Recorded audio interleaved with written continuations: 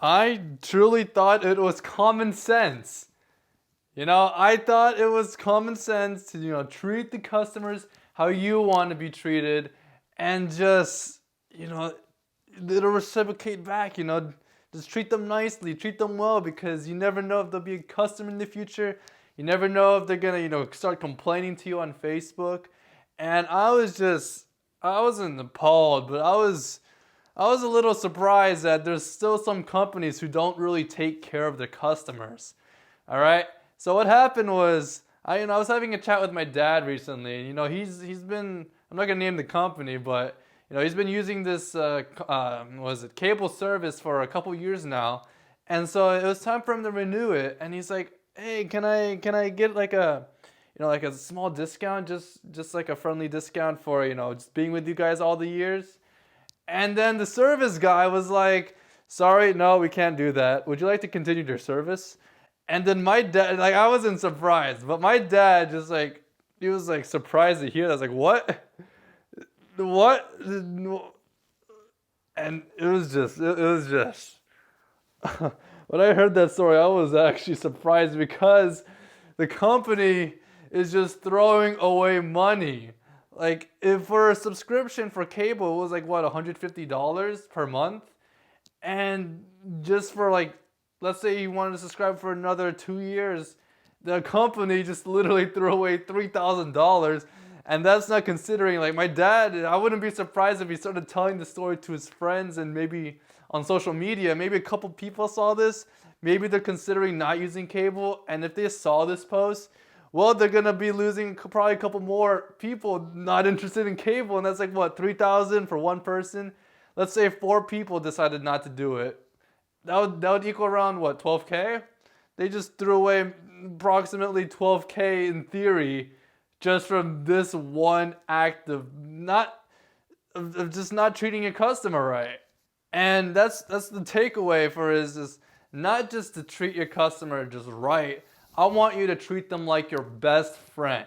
I want you to be just so close, just right there, maybe a little too close to be personal, but I want you to make your customers so in love with your business and content, whatever your business is involving, because what you don't understand is, sure, you can get customers, going through in here throughout, but the real money is when you have those dedicated, 1,000 followers that just love every single thing you do, and they'll stay with you for life.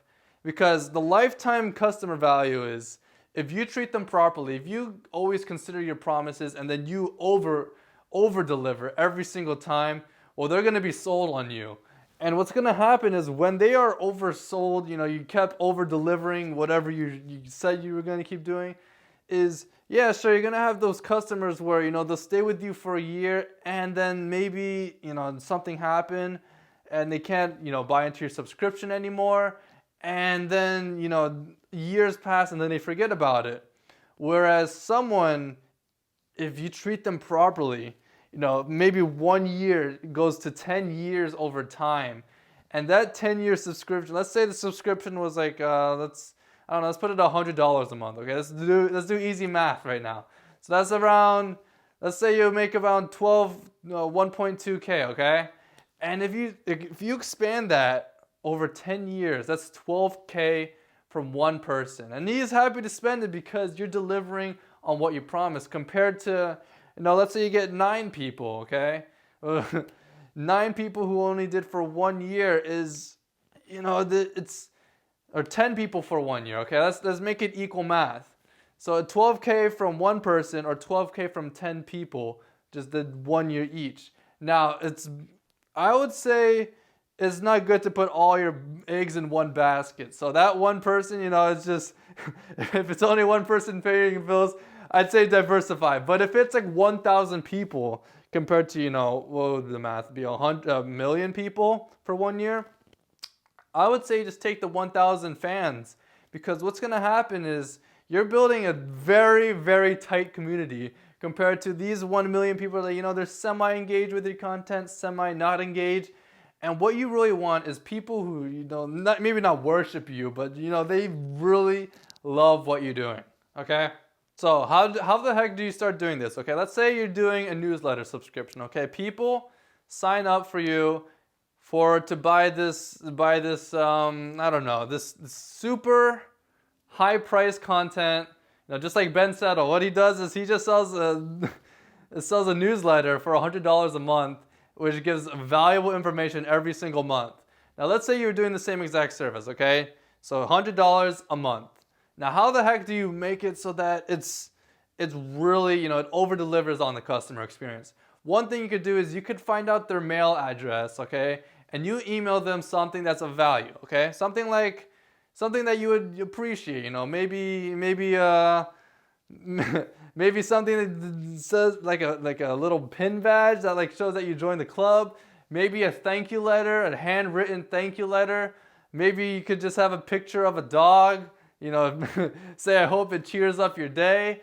Maybe you could have something a little bit more value, maybe like a little journal, like a gratitude journal that just shows like, hey, if you want to improve your well-being as well, here's a gratitude journal.